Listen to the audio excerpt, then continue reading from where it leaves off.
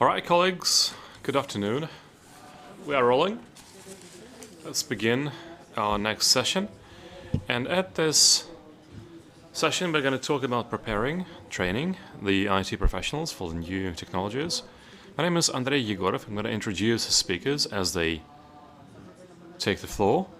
And I'm going to start with asking the speakers, these panelists, to share their experience and present the case study of their university, how their outfit works with training the IT specialists.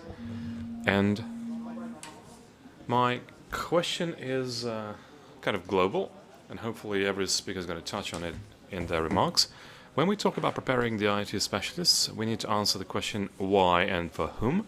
And secondly, when we speak about new ICT, it's interesting to find out where you get the insight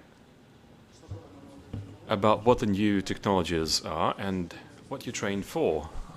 How do you get the idea to start training people for a given technology? Let's start from Yelena Mikhailova. She represents the ITMO University, and she is also the director of the Higher School for Digital Culture. Yeah. Good afternoon, dear colleagues. It's my great pleasure to present our educational project. It's called Digital Culture. Why are we in this room? Perhaps ITMO University is primarily associated with coders, thanks to our victory at the World Championship in coding, but we don't only train coders. I'm going to speak about how we are growing these universal socials to the needs of the digital economy and the digital society. You know, these words are etched in my memory, the words of Alexander Petrovich. He said that the educational system is very similar to an icebreaker that is very cumbersome and very unwieldy. Hopefully, I'm going to persuade you otherwise. We are trying to modernize our curriculum, and we've got a lot of educational initiatives that hopefully we think are able to meet the needs of the digital economy. The digital culture, why are we calling it that? A lot of terms are bandied about: digital economy, digital literacy, skills, etc. But we think that literacy is something inviolate. You get it once in your life, and that's it.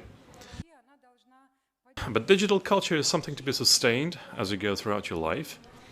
It is an outlook of sorts. It's a worldview.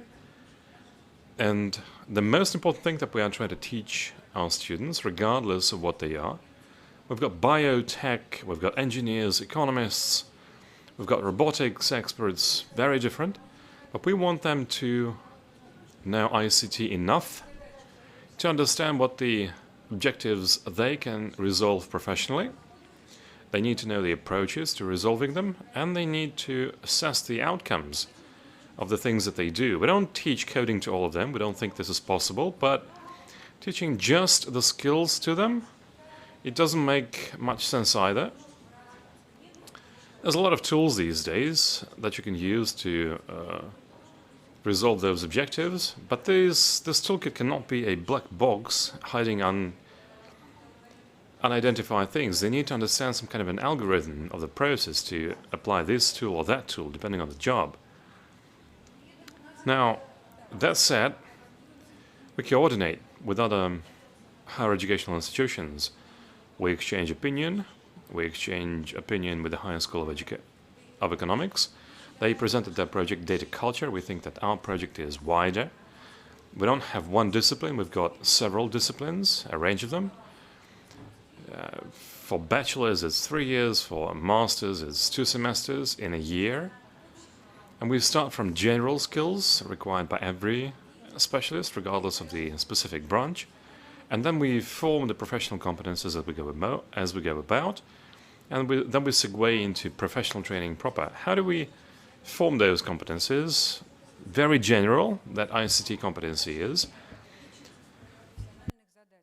Resolving your professional and personal tasks with ICT, you can form that competence through the content of disciplines and through the technologies. You can't just use one discipline. And when we analyzed what are the skills that we want to instill in our students, what the specific disciplines should be, everything revolves around data. There are a lot of them. You can use the data in any professional activity. A doctor should not prescribe just one medicine, depending on the age, depending on everything else, atypical behaviors and what threat can be inherent in it. How do you analyze texts? How do you promote products? Data analysis can help everywhere, and this is a fundamental block for bachelors and for masters alike.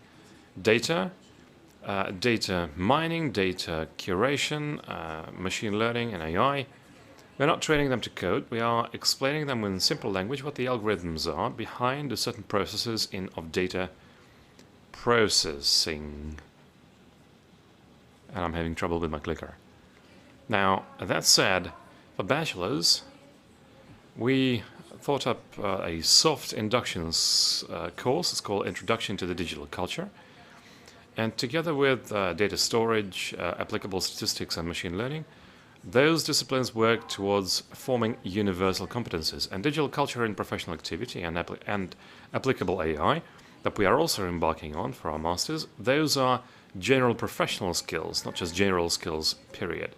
And the trajectory is this. We start from the introduction to the digital culture, and every discipline thereafter takes one discipline for bachelors.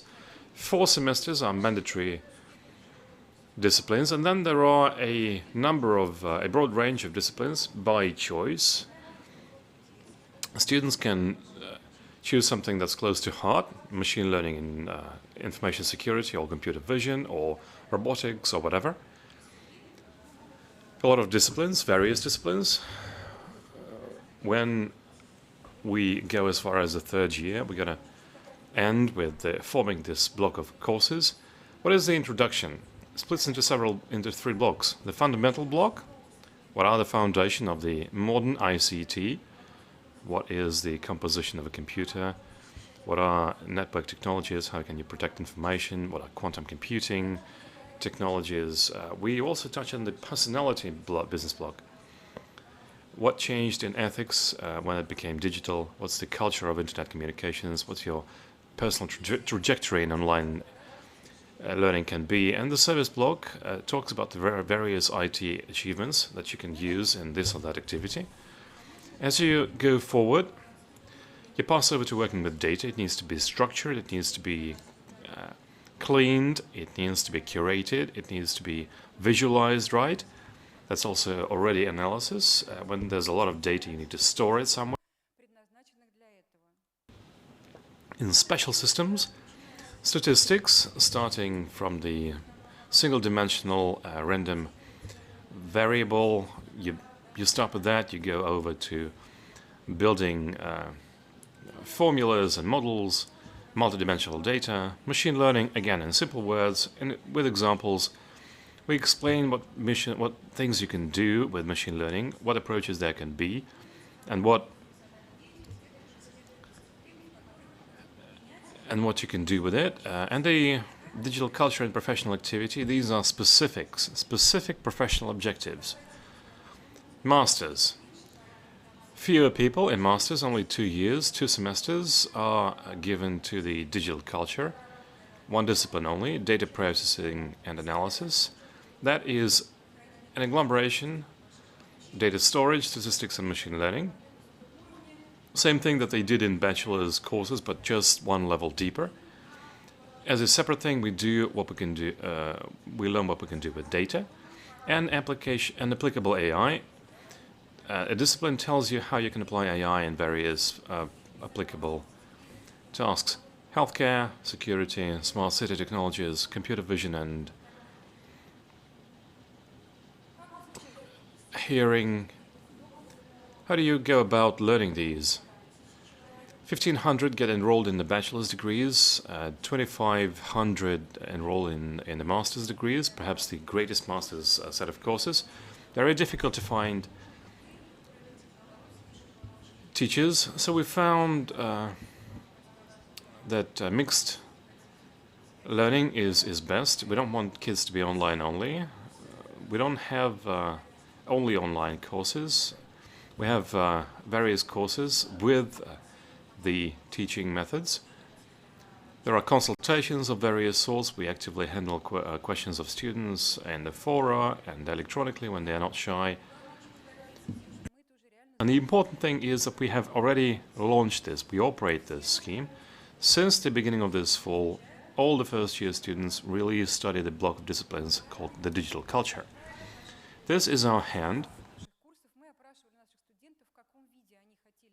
This is really the background screen for all our courses. We surveyed our students what the shape of our courses they would like to have. Avatars, animated presentations, cartoons.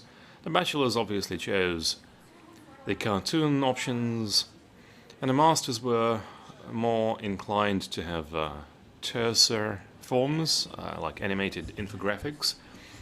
And we put together the courses without using the avatars. Our courses are already available.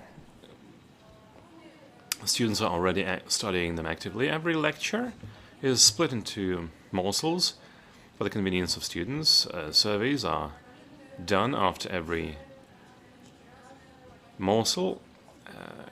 We place all kinds of useful information elements, links, textbooks, text messages that simply fail to be squeezed into this particular morsel of a lecture. And we thought up this very interesting format that you can modernize easily. I mean, we understand that the sphere is one that's going to require a lot of change and quick change. This is what our pages look like. After every fragment, there are surveys. These are the problem-solving things for the bachelors. You create your own virtual scheme given with some tool. You take apart some page in a Vkontakte page, in a social network page. You want to use that instrument to understand what the errors were. Some exercises. Some exercises more complicated than others.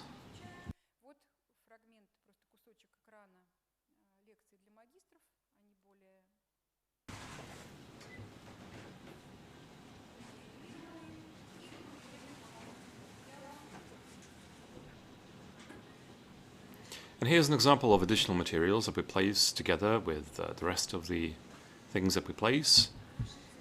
And these are the outcomes of trial runs. We launched all the disciplines for the bachelor's courses and the master's courses. We have them in English and in Russian. We train students using mixed technology, EdTech, and over 3,000 students have already been connected to the teaching process. So far, we only make those courses available to ITMO students. We just test these courses on our students, but hopefully starting from next year we're going to fine-tune our courses and turn them into a product that perhaps we're going to be able to offer to other universities or corporations in the shape of additional programs. You know, all our disciplines comprise brief modules, 4 lectures, 1, and a discipline comprises 3 modules. You start from the first and end with the third, or you can choose an advanced trajectory, and you can either solve the problems either with coding or with other tools that are available freely on the market, and the outcome is simply just turning your homework in and get graded on it. This is what we do in our university on forming this digital culture. Yelena, do you know your client? And is your client, whoever it is, plugged into your program as you prepare them? Who do you serve? Who do you sell your students to? Well, the dean was Mr. Vasilyev. He put together the course, the digital culture, and the more I think about this phrase, the more I like it, because that really forms some kind of an outlook, because it's not just a skill set, it's a mindset that we are forming. What about external clients? Who are going to hire your students? That's my point, basically.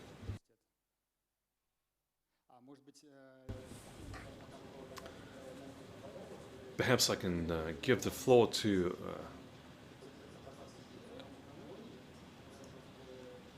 to Daniil Zakaldayev.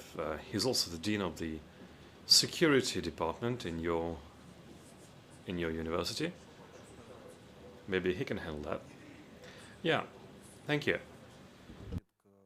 The introduction of centralized disciplines really re-engineers your educational process. 2 years ago, when the new team came to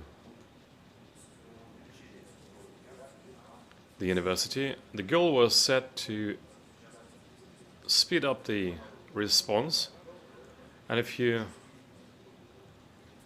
use the terminology of ship steering, we were supposed to increase the sensitivity of the helm. The first thing that we went about was transform the syllabi. The syllabi had to incorporate the new disciplines that form the soft skills and the digital skills. Essentially, to this end, we set the second objective as well. We had to reorganize, we had to change the organizational structure of the department. We abandoned the chair structure in favor of the programs. The programs really came to the fore. They really became the center of financial responsibility. And the economic management model had to change as well. The fourth objective that was set, we had to develop the toolkit to integrate with the clients. Yes, the clients were brought on board. The way you shaped your question, yes, we are integrated with them. And now let me say what exactly we did and what we have achieved in the 2 years of work. Yes, we did abandon the chair structure. 18 months ago, we united all the chairs into one department, and essentially we are now implementing educational programs. In our syllabi, we put together the elements that form the soft skills and the digital skills. And now in the various syllabi, between 8 and 20% are earmarked for central implementation. That really changed the landscape of the department. We created the new units, Higher School of Digital Culture, for instance. The head of the educational program really has his or her own budget to enlist all the faculty that he or she wants from other units inside the university, from other universities, from other organizations, from the industry and abroad too. We implemented the integration mechanisms with the industry. That is the modular system. This modular system that allows you to invite teachers to teach a single course and then leave. You know, the old school cannot really allow you to hire anyone from the outside to work intensively for a short period of time. As we transitioned to the modular system, we really cut the time frame, shortened it. People are on board for shorter times, and we are more competitive in terms of the money that we are offering. The corporate master's degrees are implemented. Essentially, we are doing the system together with Sberbank. We are training together to individual tracks. We are training groups of master's students. And we involve the master's students in research in a way that adapts the master's students to a specific company, to a specific business process. We understand that at a certain point of the educational process, the student should be hired by the actual client. These are the things that we have done, and this is not the bright yonder, this is the accomplishment already in hand. Daniil, thank you so much for sharing your experience. We are going to go to the questions a little bit later. we're going to continue our discussion, and let's discuss the Physical Technical University experience. And I would like to ask the next speaker, the director of PhysTech School of Applied Mathematics and Informatics, to share his experience. It will be my pleasure. I am the head of lab, but at the same time I'm a director of the School of Applied Mathematics and Informatics. How do I place this mic? Yeah, I think I got that position right. Anyway, you know, I have to say a few words beforehand to say to you what this structure actually means. This PhysTech school, Physical Technical School, is kind of a new concept here. What we used to have at Physical Technical Universities, the departments that did fundamental education with chairs and the basic chairs, meaning the clients. And it used to be so, including in Soviet times. But obviously the clients were the state corporations back then, because there were no private commercial corporations. So we could have partners, and we had partners from the state industry. With the new regime, there are new partners, and as part of the committees, there are basic chairs and departments headed by companies. And we have Sberbank. I think Sberbank is absolutely ubiquitous. It's everywhere. There are other good organizations like Yandex, Abby, 1S, 1C, Tinkoff Bank, and a few others. And they're proactively being attracted. 2 years ago, we underwent a major reform, a very significant reform, when we decided to concentrate all the competencies from each field in the Physical Technical University. Now, if you talk about the mathematics and informatics, and if you talk about the IT applications and digitalization things, on our PhysTech we have two departments for that. One traditional and old department that was formed in 1969 of applied mathematics, and the other IT department that was launched in 2006. They're both talking about the applied mathematics and informatics, their applications, and the proper combination of these two disciplines to make sure that you actually deliver some fantastic new things. And as part of the realization of the program, which is called 5 universities to enter top 100 global universities, we decided to build this school of applied mathematics and informatics, and I'm heading that school currently. And this school has two major educational programs, one program based on the Department of Applied Mathematics and another based on the Department of High Tech and IT. Since the programs are diverse, to make sure that we forego the eclectical approach, we decided to build a kind of a structure within the school, and I am a champion of that reform, really. Now, the ideology behind this is the following one. If the Faculty of Applied Mathematics has the major clients from the basic organizations, from the Academy of Sciences, the high-tech department, in its 13-year lifespan, has clients from industries like Yandex, Sberbank, Tinkoff Bank, and other clients. Sorry for not naming all of them, because we have quite a big portfolio of these partners. And back then I created this following ideology, that we need to build the structure. Well, perhaps I will... You know, I'm a mathematician and I love mathematics, and I am the expert in discrete mathematics, and I love graphs, where you can, so graphs and not titles, you know. And there is a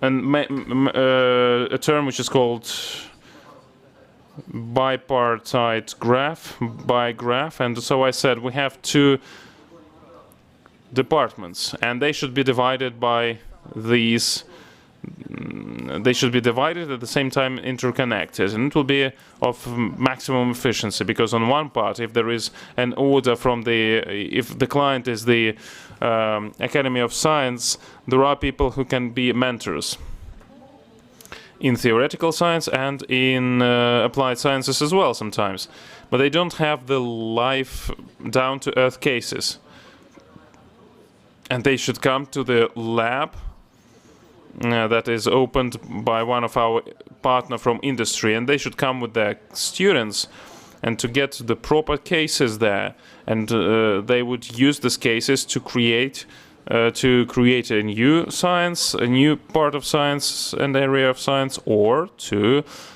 test their ideas and their theory. And sometimes you understand the immediate task, you understand what you need to do to make a proper implementation, but it's hard to understand how to build a proper science based on that. And a science is needed, because otherwise it would be a one-time exercise.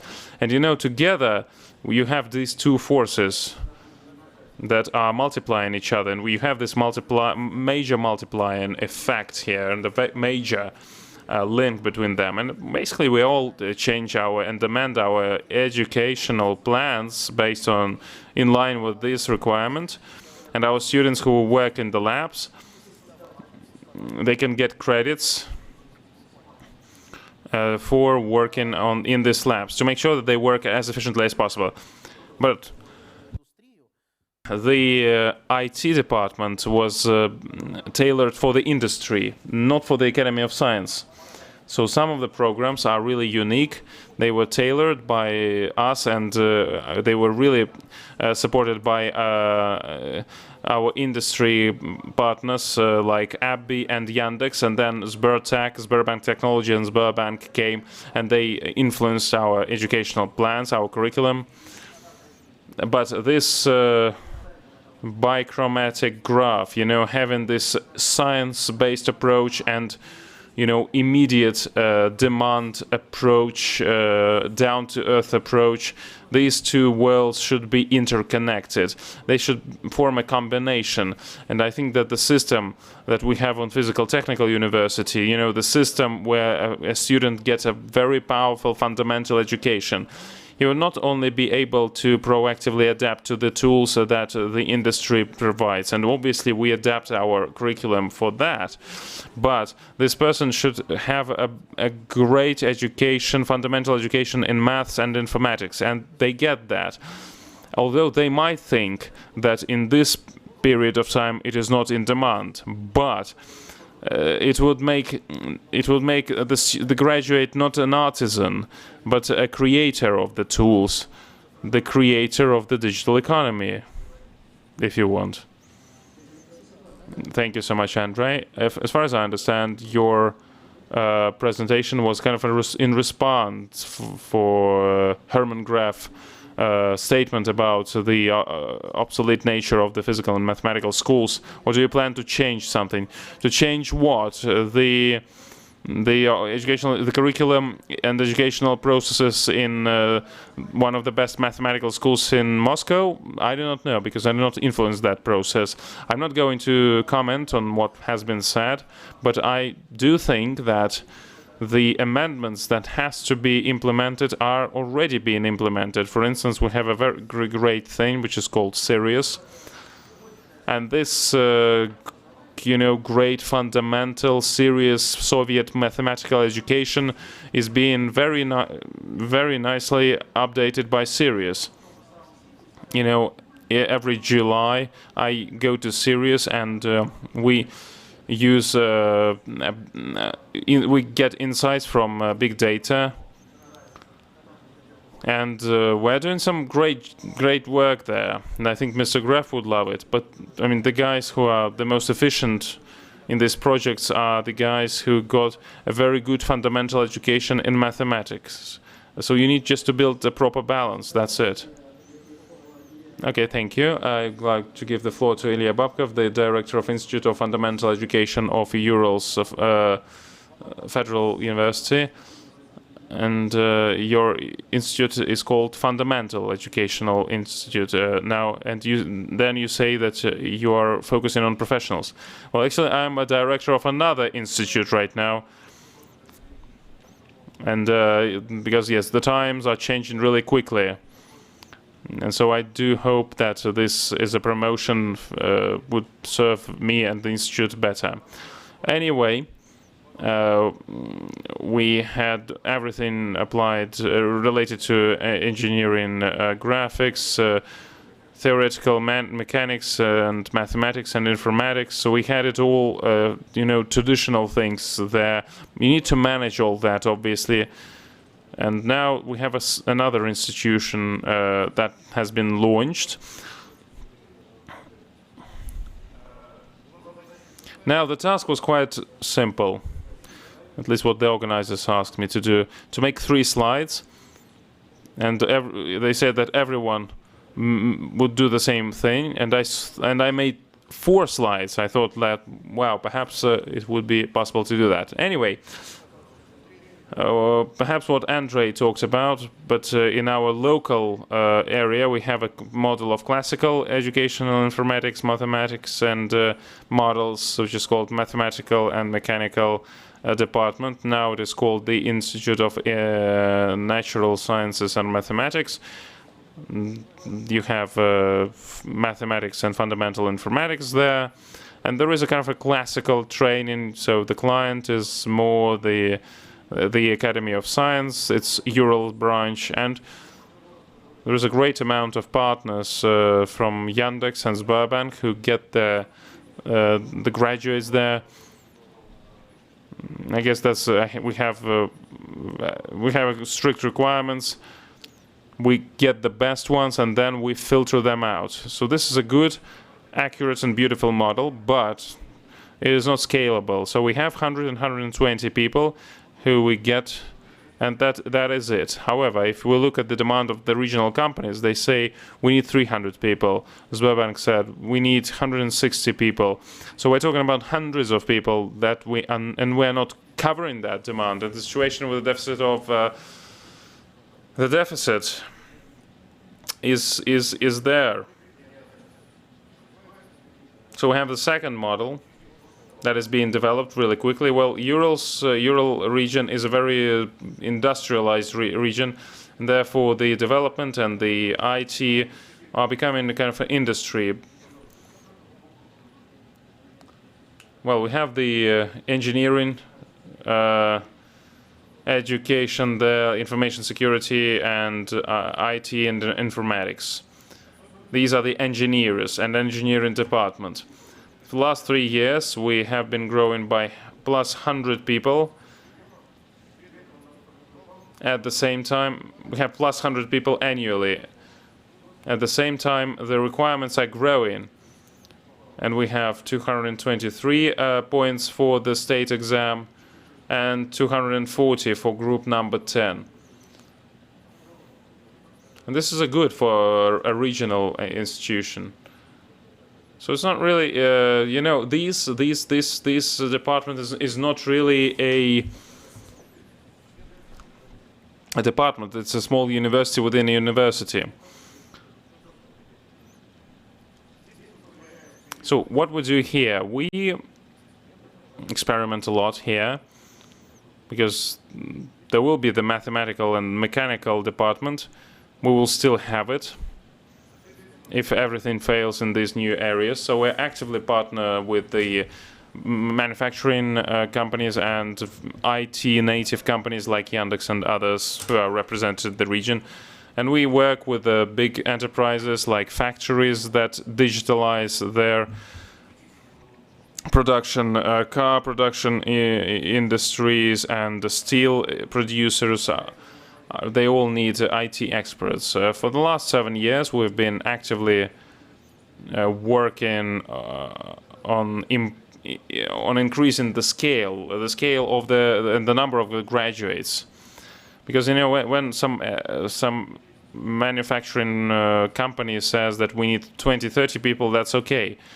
But if it's 100, that might be a problem. So we have accumulated a lot of experience. We are scaling it out. We are consulting with other universities. We try to compare the experience. That's an exciting work, and I think this year we will have much more than 400 people, and we have partners, and we attract these partners to work within our projects. And sometimes it's very easy to make a vocational school out of a university, because university is about innovation, and we obviously try to not to go that very far. And so, some companies use the universities as a kind of a lab, so to speak. And that obviously leads to some positive results, because even if a student failed with some project in the lab, there is a new team that worked in the proper technology stack and a proper understanding of the project and of the nature of the manufacturing, and they go to this manufacturing facility. Now the coding basics, we have developed it together with SKB Contour, and we're trying to scale out these coding education courses.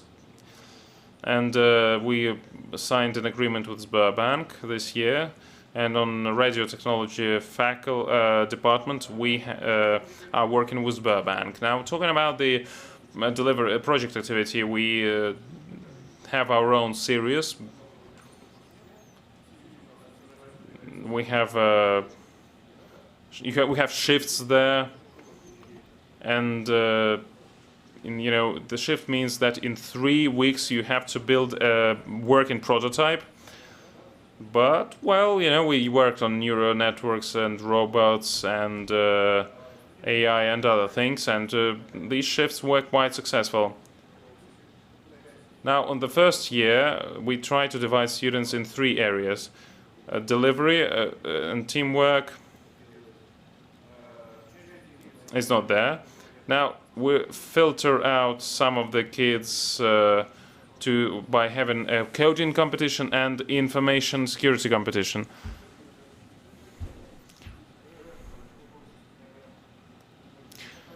So we filter it out. We have a different industry approach. I think it would give a significant improvement of our university.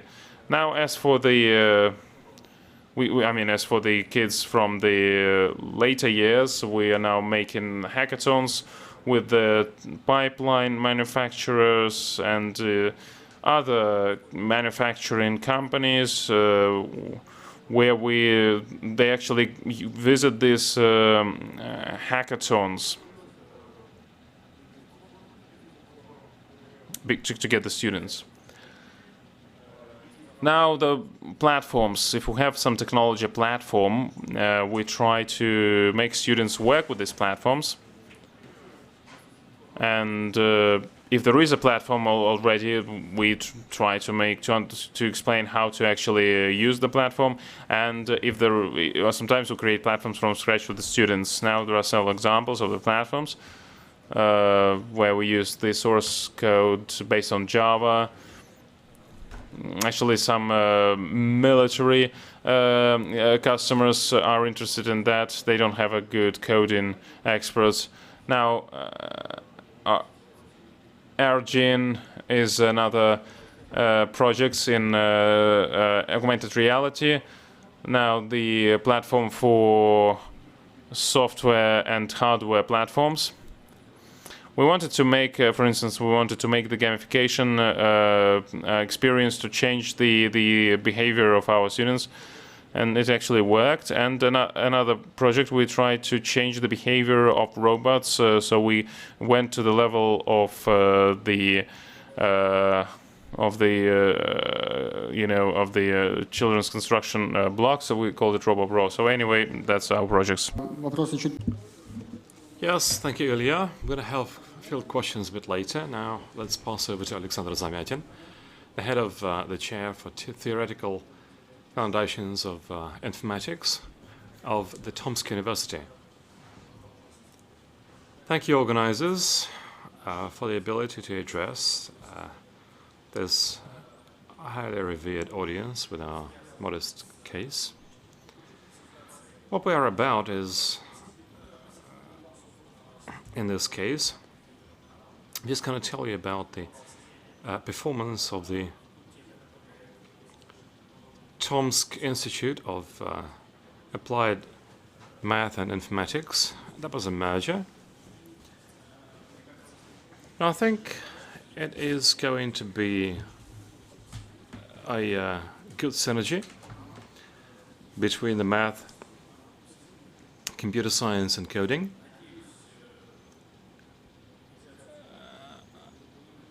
I just have to mention Mr. Graph with his remarks this morning that there's about 100 right answers of how for one answer for one question of what. Now, at least half of those 100 I'll think I'm going to give you with this case. As for the challenges, now we are talking about this digital transformation and economy. In part, we are resolving all those objectives, but to a great extent, we are just talking about the problems of education, about improving things, and they will be one way or another in the digital economy or without it. What we are seeing is that the competences center are really shifting to the corporate sector, and the emergence of these corporate universities really corroborates this trend.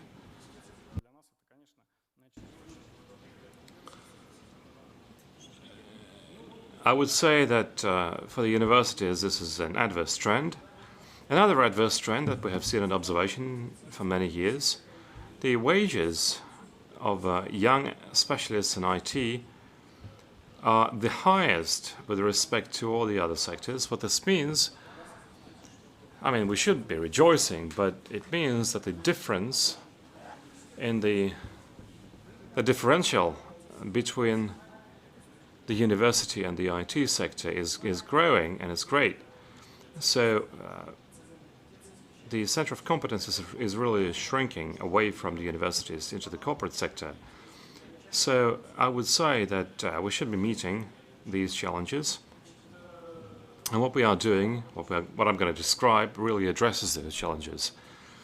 I like it very much that Andrei spoke about the attempt to combine the old fundamental educational approaches and the modern technological trends. I think this is a good thing. This is the focus that we are trying to maintain. And we are doing this by adapting the strong fundamental mathematical training of the classical universities. I think this is the competitive advantage of the classical universities over the most technical and technological higher educational institutions. The strong fundamental math is a competitive advantage. I think it was preserved more in the classical institutions. As for the applications, there's a lot of improvement that we can pursue here. We are seeing the potential. We are going to be trying to realize it. Now, to present the whole thing in complex, I am giving you this inverted pyramid. The baccalaureate, the bachelor's degrees, 3 years, not 4. Shorter master's programs, and again, very, very short, very understandable for the businesses. Continuous professional development, CPD programs. Here I am going to present again my case to the same end. The Institute for Applied Math and Computer Science that I'm talking about, that I'm representing, provides a lot of bachelor's degrees, applied math and informatics, program engineering, computer security. There's upwards of 300 students every year at intake, and this is a growing intake. The market hoovers up even the underqualified people. The growth is probably going to continue. We are preparing to scale up. So this intake of 300 plus, we are transforming it into the 4 tracks. I'm talking about our case. The first track is applied math. The second case is effective algorithms for data processing. The third is program engineering, and the fourth is IT security. I'm really simplifying here, but this is the broader segregation of that intake.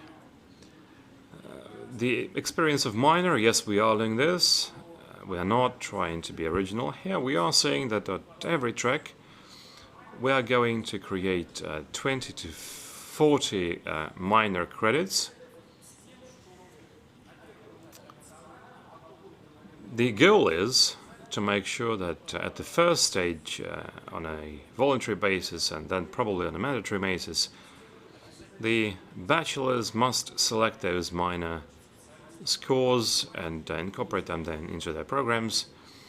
In other words, the applied math specialist should be competent in IT security and vice versa, and computer coder should be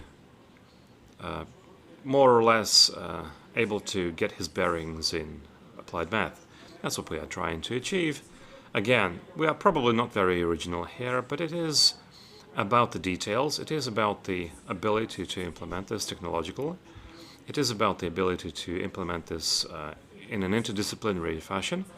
There's going to be a lot of interesting cases here, and we are seeing a rather interesting approach to project-based teaching.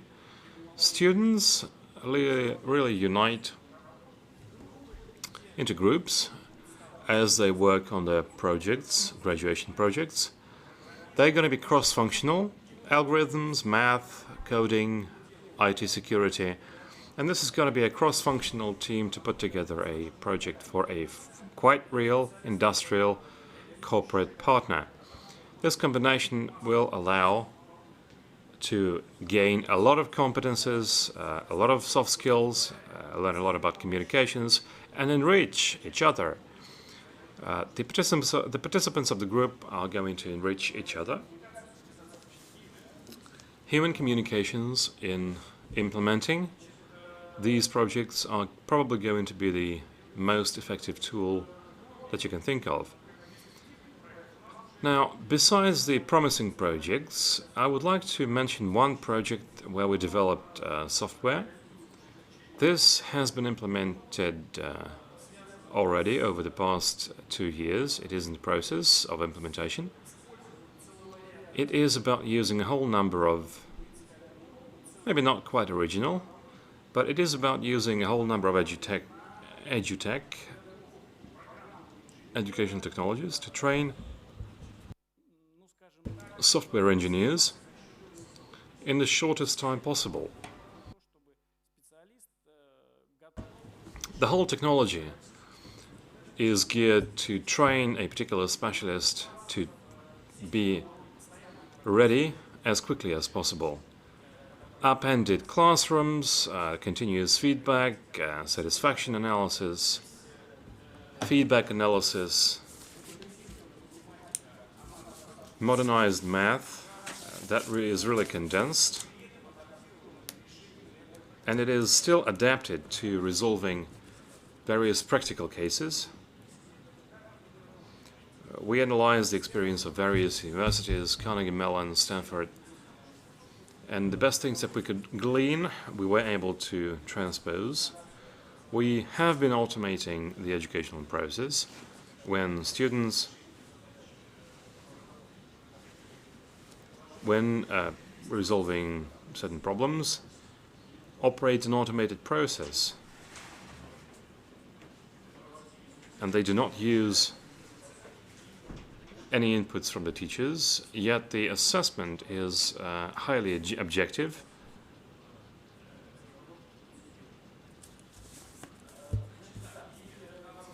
and it can involve much more people per unit of time. It should be said that this bachelor's project is also interesting in that it is implemented as a bilingual baccalaureate.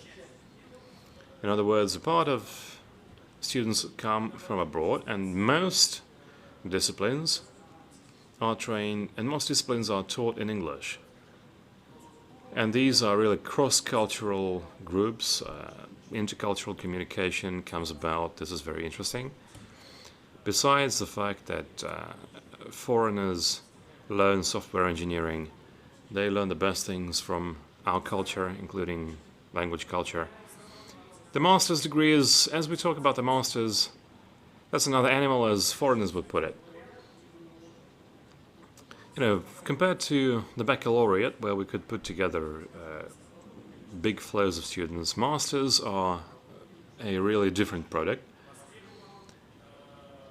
The demand for master's graduates are very different. The demand for masters is very different. The motivation really shrinks unless the content is not interesting.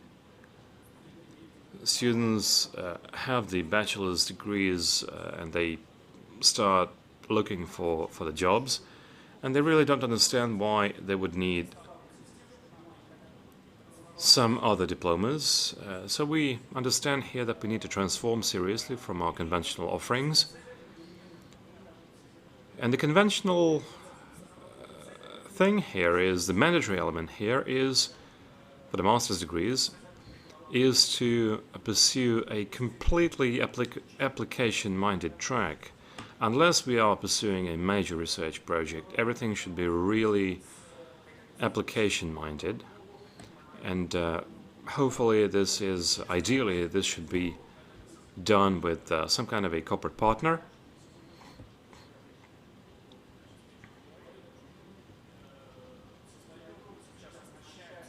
We have talked with colleagues here, and we are saying that now we are putting together a cutting-edge lab for the VR and AR lab.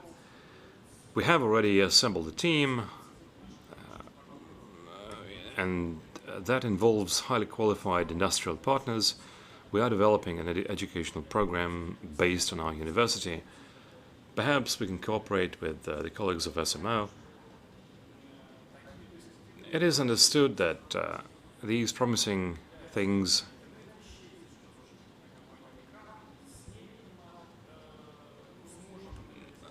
are really filling people with enthusiasm. We are working with a major company called Micran. In 2015, we started to realize this program that we are calling Intellectual Analysis of Big Data. Again, a very interesting structure. We are trying to transpose what knowledge we have into all kinds of applicable things. Whatever you will see in any modern program, yet there are a lot of profiles, and in those profiles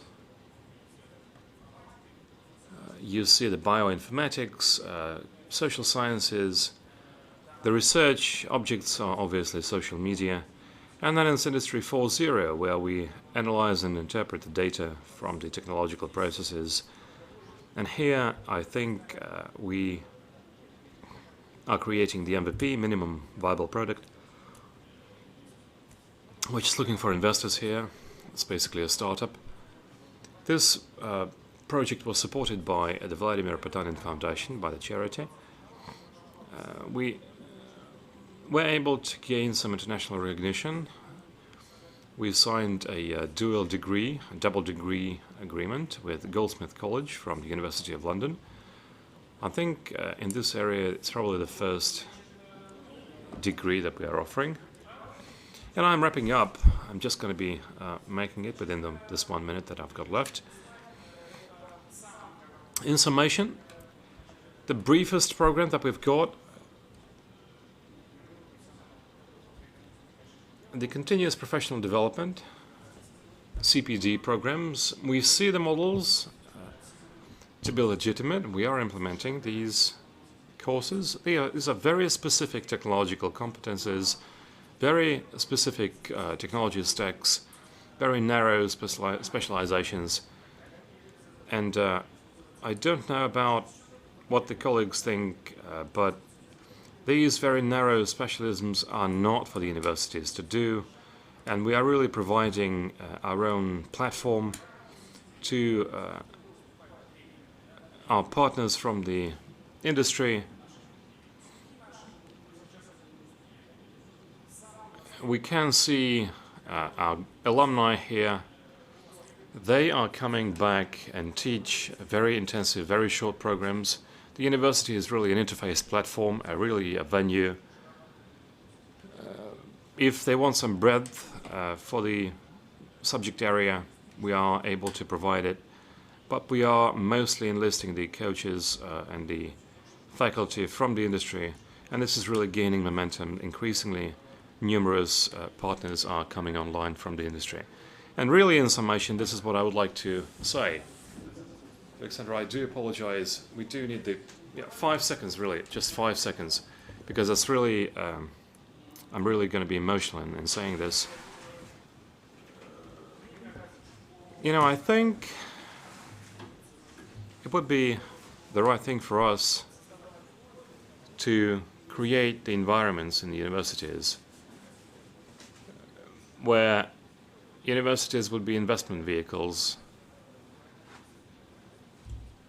for the industry. You know, the government came out with this Directive 218, something like this we should do. And as for the relevance, we should be that environment where the corporates should be investing into. We do lack some flexibility, the ability to act swiftly. I think if that happens, I think we are on to a good start and a good role. Okay, now we are passing over to Dmitry Zubtsov. He is really the corporate client. He represents the Academy of Technology and Data of Sberbank Corporate University. And as Alexander mentioned, a lot of competences do move to the corporate sector. So the Academy is training experts of a different nature. Do you have any ambition to teach? Do you have any ambition to teach starting from school, higher school? Are you delving into the territory of other colleagues or not? Well, perhaps I should say that to a certain degree, perhaps not the corporate university, but other entities should. If you look at other colleagues, School 21, for instance, provides some alternative for the higher educational institutions. For IT experts, that offers a lot more prospect, a lot more promise. You know, before May this year, I was the Vice Dean of MFTI, the Moscow Institute of Physics and Technology. I understand what the limitations are in the university education. School 21, as you have heard, it's just several pools, and you are employable. If you take university, it's baccalaureate for 4 years, immovable. And then as the outcome, we take a school child,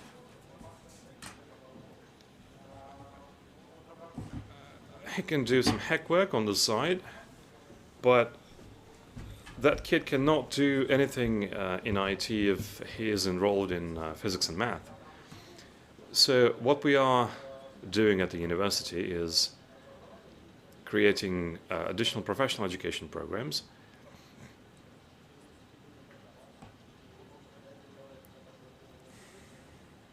We are really retraining those kids, and here at the corporate university we are really doing this exact thing. If you talk about the school education, yes, we are trying to influence it to some degree. We are trying to create those platforms for the school. teachers to teach what we would like to have in the students at the point of enrollment, and then further on down the line in the new recruits after the university. But if you look at the skill sets in the employees that we hire, the 58 trajectories that Natalia Zhurableva mentioned, all those 58 are really different. They're really defined, but that's about 20 programs. And that spans about 35,000 managers in the bank. We are tailoring the formats, but what exactly are we training? We are training people in using data. We are forming this culture. We are instilling the knowledge of what ML is, what AI is. We are not trying to scare them away, and we are trying to bring home the truths that there's nothing to be afraid of. These are just mathematical approaches to business with not very complicated coding languages. There's a pretty easy program for all the executives. They get trained in Python, and they take several classes and they start to code. It's very good, actually, but as an expert of the Russian supervision agency, educational supervision agency, as I travel around the country, I can say that there's a lot of good projects, but the Corporate University of Sberbank is really focused on the needs of Sberbank, and we need to create some mass educational platforms so we can influence. We need to interact with our partner universities so we can influence the regional competency center for them to appear. Now, if you go back to the education of IT experts, the experience shows that universities sometimes do not cater for the clients, and only some of them actually work with the clients directly.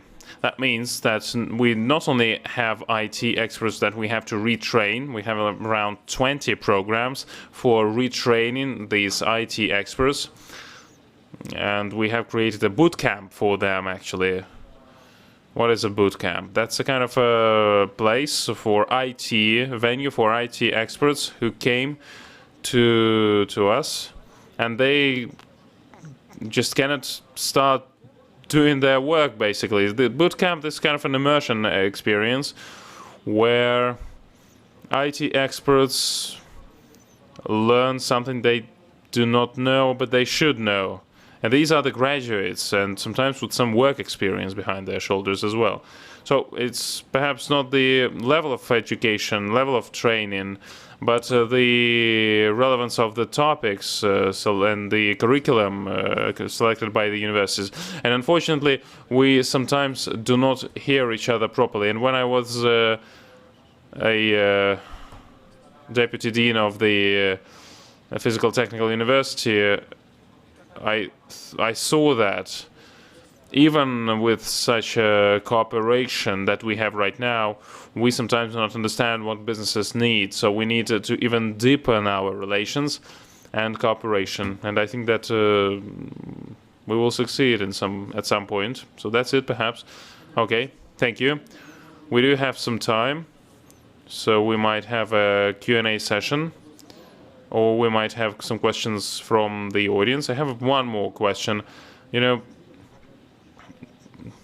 your programs, your curriculum, what will, in 10, 15 years, what is the vision of your graduate? What skills would this person have in 20 years, and what skills will this person lack, or your graduate lack? So what is a kind of a lifespan of the skills that you train? Anyone?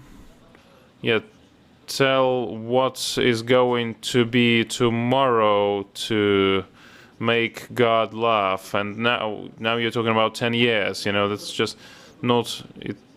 it's not possible. Well, Mr. Graph was told that he doesn't have the vision as well. Well, I mean, there'll still be some joy from the beautiful nature of mathematics. Okay, that's good. Okay, going to questions. There was a question to Yelena. What is personal block in education? Well, we talk about the culture of internet communication, digital ethics, how do you educate and learn in the digital area. So this is a kind of a personal block, how a student can resolve his or her personal tasks in this digital environment. Okay, thank you so much. Any questions from the audience, please? Igor Korshunov. I'm from St. Petersburg Economic University, head of department. I would like to protect our colleagues from ITMO, the IT university from St. Petersburg. I am against the fact that right now the classical university cannot prepare experts. You are comparing School 21 and the university. Now, Yelena talked about digital culture that is given not to IT experts but to everyone. Now, the experts that are being prepared by ITMO, that they will not lose to the graduates of School 21. That's question number one. And question number two, why School 21 prepares such a great experts. Sorry, I do not know what is the salary of a teacher in School 21, but I do believe that it is higher than the salary of the teachers of the professors who teach IT in the leading universities. Secondly, I think that if you remove red tape from us, and if we focus on everything that we talked about here, our graduates will be not worse than the graduates of School 21. Well, since that was the opposition, my opposition, I would say that there are no teachers in School 21. So there's no reason to talk about salaries there, because this is a kind of a computer game that is being played by IT experts, and they increase and improve their level, improve their knowledge and competencies and skills. Each swimming pool stage is 1 month. They start with C language, then they go, after the swimming pool stage, they go to the internship in the company, and then they are being hunted by Amazon, Google, and other tech giants. So the salaries that you talk about that are non-existent, and red tape is non-existent as well, because it's all electronic. And I understand what Yelena talks about. My opposition was the following. We are training the top managers of the bank, executives of the bank. They are not all IT experts, but you need to understand what to educate. You need to understand who is the customer. And if you say the answer is that the client is a dean of the university, no.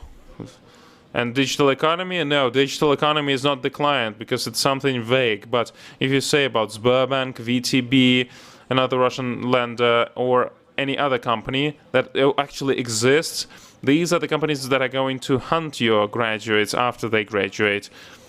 And talking about the digital skills. And Python, yes, that includes as well. Because you had to know what BCE was and Excel was. But now you need R or Python. You just need that. You need to understand mathematics, the basic mathematics, to understand how it actually works. And Dmitry, one question to you about the banking colleges, this vocational training. What is the current status there? Do you get the experts from these schools? Well, yes, these experts go to the bank and they work. But if you talk about the digital education, we still have to retrain them again, because the first thing they need to understand when they come, and that's a fact, that data are needed in every form possible. Now we all know how Sberbank branches work. If a customer comes to the branch, for instance, I come to the brick and mortar branch, and I'm offered something, and I I say no, I do not want this product or service, and this means data. And if this data is not recorded in the system, I will get the same offer the next time I come. So one thing that we train our experts is that this information should be stored, because our customers want to get what they want. Then we explain the following: that based on these cancellations, based on these denials, we build a model of a concrete behavior of a user. So we use ML, obviously, and whether the person will buy it or not is based. This forecast is based on the previous cases of working with this customer. And we organize special courses for the IT experts, because they are not trained to do that. Okay, and another question: do you know any educational institutions, or perhaps you have such a curriculum for the digital rights, digital European rights? No, no comments about that. We don't have it. Okay, any more questions, please? Dear colleagues, my name is Sergei Yeroshin. I am from the Scientific Center from Almas Ante, and I work in research. I would like to support the colleague. I forgot the university, unfortunately, but this plenary discussion and this panel discussion is criticizing universities. But what is the problem here? The plenary session and this session, they kind of limit the range of developing the experts, like database analysis, Python, R, and other things. But programming digital tools and understanding microelectronics, on assembling language.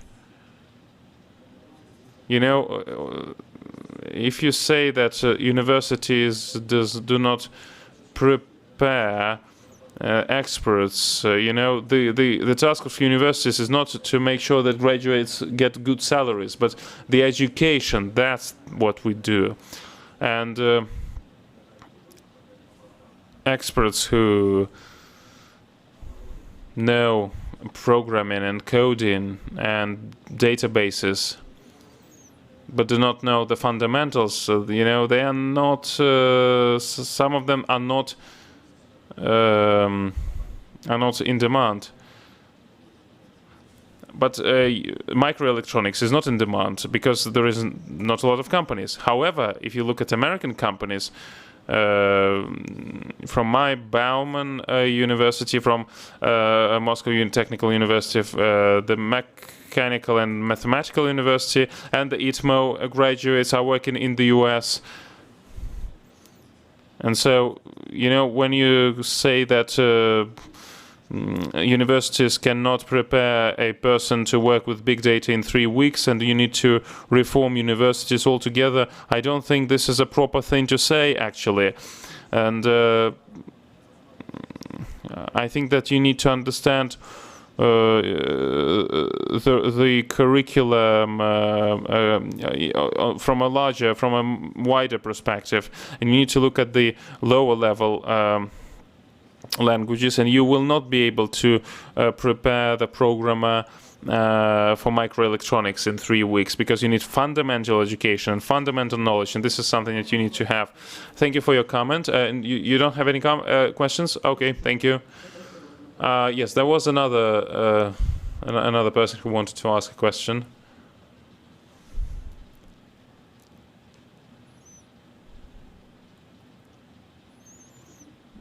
Good afternoon. Alexei Machalnikov from Krasnoyarsky factory of metals. First of all, I would like to thank the colleagues from Tomsky and Urals universities, technical universities. I think that for the regional universities should look at these universities as a benchmark, because I have the feeling, I'm a person who worked in Moscow-based capitals, and I worked in the Urals and in Siberia. So I had I have the following,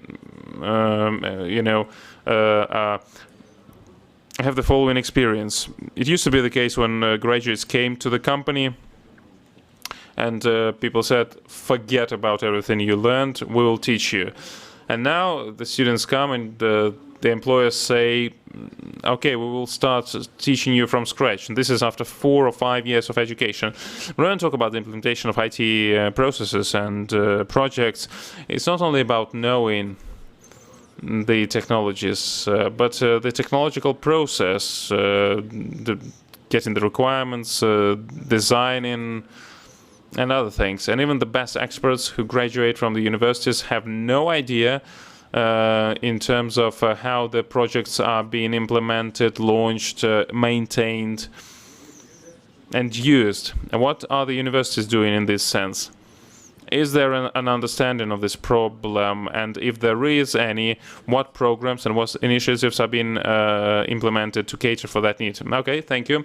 Yes, thank you for your positive feedback about our regional universities. You know, I think this is a very good comment. You know, when I talk about master's degree, I think master's degree should be connected to the real stuff, learning by doing. You know, should be down to earth. In 2016, we decided to participate in the competition, and we won a project related to the development of software. We, for instance, are developing the SCADA software, which will be independent from Windows. It is a unique situation for the Russian market. When Tomsky Technical University with a regional company are implementing such a large-scale national project. And you know, I would like to say that this model, I think this model is very efficient. It really helps to marry and to improve relations between the universities and the private sector. This is a large project. There are many people involved there. We are intensively working on that project. We are showing the result to the third parties. The students are involved in this project as well as faculty. And that's a requirement. There are experts from the industry that we have attracted as third-party experts, and this inevitably led to the fact that I and others have to think in the categories of industrial partners. You know, there are deadlines, there are KPIs, requirements, and other things. And sometimes in universities you lack these competencies. So we need to do projects. We need to do real things together. And talking about what Andrei said, not forgetting about fundamental education, because yes, the industry would love to have near-term, one-time solutions, and yes, we should cater for that. But fundamental education is very important. So real things, real stuff, and and not only theoretical, but theoretical education as well. Yes, and I would like to support you here. In MA, in our master's degree, we work with the industries. It should be practical, down to earth. We have thousands of people of graduates from bachelors from masters, and they actually work in real projects, and they are being well shot, so to speak. You mean shot not in direct sense of the word, yes, of course, but I mean, or sometimes perhaps they're really being shot. They do have this experience, and that's good. Okay, thank you. And you, please. Yes, we made some work for Order 2018 from the government of the Russian Federation, and we made a project, and we understood that we have some problems and gaps in the project activities, in delivery activities, because students and faculties, they live in this paradigm: semester, then vacations, and sessions, and tests, and other things. So in Yekaterinburg has many factories of different profiles, Almaz-Antey and Roscosmos, Russian space company, and other companies are located in Yekaterinburg, and it helps to really re-educate our students. There are like synthetical projects, you know, and projects related to fundamental research, projects that are really innovative. They should, and they're around 15% of these kind of projects. So we have very, very good projects and very, very, very bad projects, so to speak. You know, they're moving to the wrong direction. But anyway, we have the practice of project management, but just that the result of some of the projects are not as good as expected. But still, our partners are happy, and many partners come to us and you know, open a lab in the university. That's a big red tape work. There's a lot of red tape. So if a enterprise is experiencing a problem, we're going to try to resolve that problem in a lab and test it and perhaps roll it out. And there should be initiative from the partners too. Okay, thank you.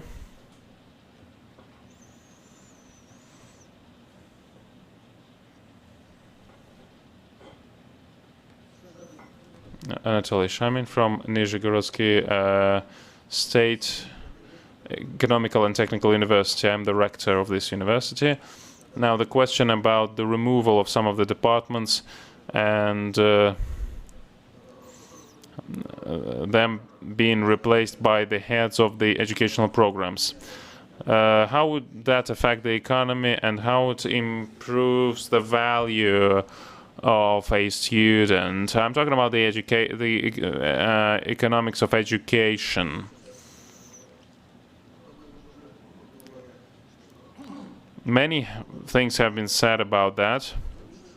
Some say that the heads of the educational programs is a better thing than the classical departments, but what about the economics of that? Yes, thank you for the question. Well, actually, when we started to work in educational programs, there was the combination, like 4 departments were combined in one, and we had a cost-cutting effect by 20-25% because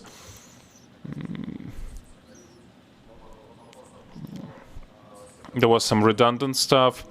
The management system the management structure became different and more complicated. But in terms of economic value, there is a benefit, obviously.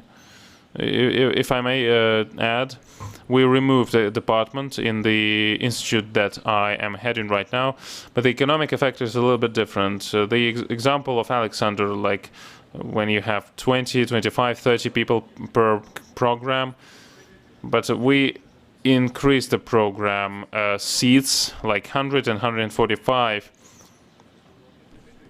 And the head of the program should be responsible for big programs. And this head will have the administrative office, and the red tape will be removed, because there should be a special office for document flow, for red tape. It makes sure that professors do not see the papers even at all. And this is not something a good professor should do. It's a low-skilled job. So a good professor can have that. And the university can support that. And there were, like, you know, we had several courses in my radio technical department for working with databases. There were 3 different programs. Well, I mean, the programs were the same, but the names were different. And we decided to unify all that, and that gave a good economic effect. Yes, and you know, we have this experience. We have the program of intellectual analysis of big data, and it's my honor to head that department. And the format is the same. This is a kind of independent educational program that has been started, and you know, this kind of department classical structure when we teach something that and that we don't know. I mean, we teach some classical stuff, but now it is more ad hoc. But talking about the economic effect, if you talk about masters of 200 people, yes, perhaps you can save something, but we always talk about personalization and flexibility. And this is more of a private approach. It will not be less expensive. I will not name the university that migrated to this model. I mean, we are combined, we have this model and we have a classical departments, and one known university that actually migrated to that model, and he said that it became 3 times more expensive. Thank you. Okay, thank you. I think we might continue the discussion on the coffee break. I guess that all the case studies will be printed out by Sberbank in one big report later on. So this is it. We're wrapping up the session and starting